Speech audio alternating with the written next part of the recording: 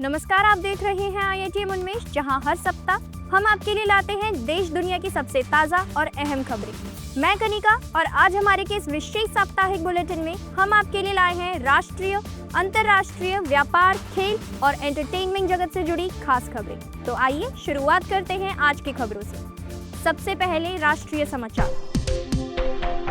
सर्वदलीय बैठक के बाद किरेन रिजिजू ने कहा कि ऑपरेशन सिंदूर अभी खत्म नहीं हुआ है और यह एक ऑनगोइंग ऑपरेशन है। केंद्र सरकार ने पाकिस्तान और पाकिस्तान के कब्जे वाले कश्मीर यानी कि POK में आतंकी शिविरों को निशाना बनाकर भारतीय सशस्त्र बलों द्वारा किए गए सैन्य हमलों के बारे में राजनीतिक नेताओं को जानकारी देने के लिए आज सुबह 11 बजे सर्वदलीय बैठक बुलाई। बैठक में राजनीतिक दलों को ऑपरेशन सिंदूर के कई पहलुओं के बारे में जानकारी दी गई। सर्वदलीय बैठक में सभी दलों ने सरकार और सेना का समर्थन किया और कहा कि जो भी कदम सरकार उठाएगी हम सबका समर्थन रहेगा। ऑपरेशन सिंदूर पर किरेन रिजिजू ने कहा कि यह अभी खत्म नहीं हुआ है और यह एक ऑनगोइंग ऑपरेशन है।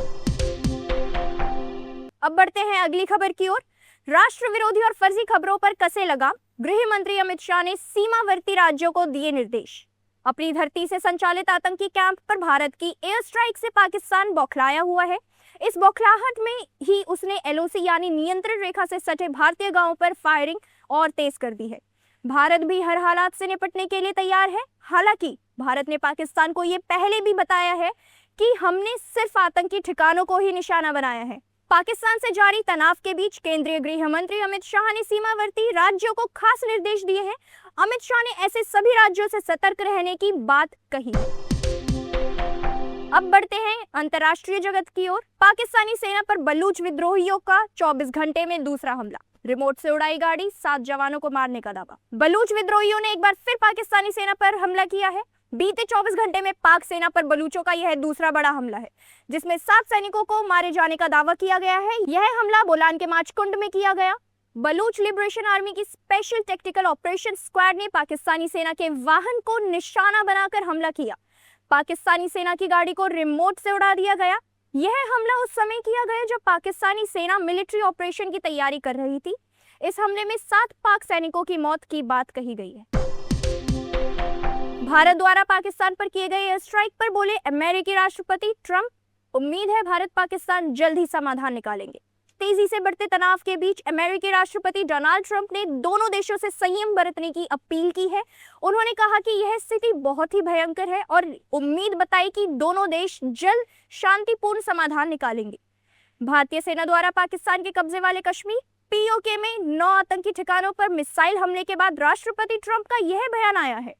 राष्ट्रपति ट्रंप ने कहा उनकी लड़ाई बहुत लंबे समय से चल रही है, दशकों और सदियों से। उन्होंने घटना को शर्मनाक बताते हुए कहा कि उन्हें इसकी जानकारी ओवल ऑफिस में हुई बातचीत के दौरान मिली। अब रुक करते हैं व्यापार जगत की खबरों की ओर। ट्रंप के टैरिफ के कारण बिक गई जूते बनाने वाली दिग्गज कंपनी स्केचर्स शू। जूते बनाने वाली पॉपुलर कंपनी स्केचर्स शू बिक चुकी है।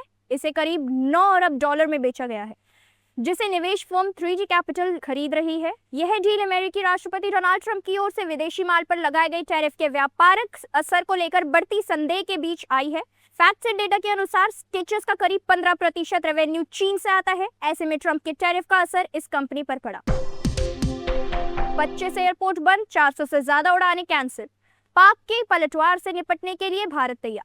भारत और पाकिस्तान में तनाव, इंडो पाक वॉर टेंशन चरम पर है। पहलगाम आतंकी हमले के बाद तीनों भारतीय सेनाओं ने कंबाइंड ऑपरेशन सिंदूर चलाते हुए पाकिस्तान और POK में 9 आतंकी ठिकानों पर एयर स्ट्राइक कर उन्हें मिट्टी में मिला दिया। वैसे तो पाकिस्तान पलटवार की स्थिति में नजर नहीं आता है, लेकिन फिर भी एहतियात के तौर पर सीमा पर तनाव बढ़ने के बाद भारत की ओर से कई कदम उठाए गए हैं।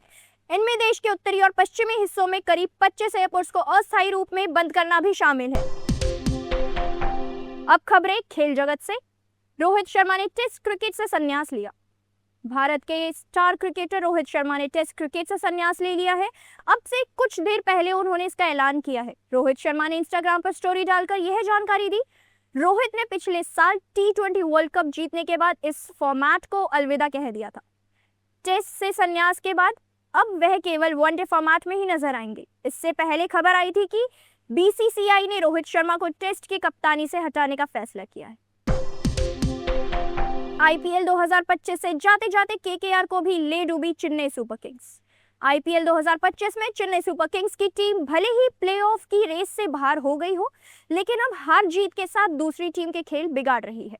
7 मई को टीम ने रोमांचक मैच में केकेआर को उसी के घर में मात दी। केकेआर की इस हार ने उसकी प्लेऑफ की उम्मीदें लगभग खत्म कर दी हैं। अब चलते हैं मनोरंजन जगत की खबरों की ओर।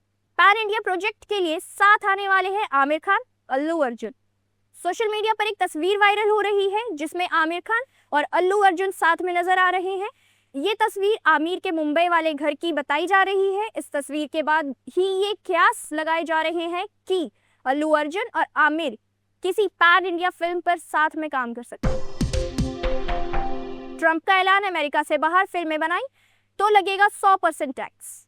राष्ट्रपति डोनाल्ड ट्रंप ने अमेरिका से बाहर बनने वाली फिल्मों पर 100% टैक्स लगाने का ऐलान किया। अपने सोशल मीडिया पर लिखते हुए उन्होंने बताया, अमेरिका की फिल्म इंडस्ट्री बहुत तेजी से खत्म हो रही है। दूसरे देश हमारे फिल्म मेकर्स और स्टूडियो को लुभाने के लिए तरह तरह की सुविधाएं दे रहे हैं। हॉलीवुड और अमेरिका के कई हिस्सों की हालत खराब हो रही है। ये सब कुछ जानबूझकर किया जा रहा है और इसलिए ये हमारे देश की सुरक्षा के लिए भी एक खतरा है। तो यह था IITM उन्मेष साप्ताहिक बुलेटिन। अगले सप्ताह हम फिर मिलेंगे देश दुनिया की खबरों के साथ। तब तक के लिए मैं कनिका और मेरी पूरी टीम को दीजिए इजाजत। सुरक्षित रहे, स्वस्थ रहे, नमस्कार।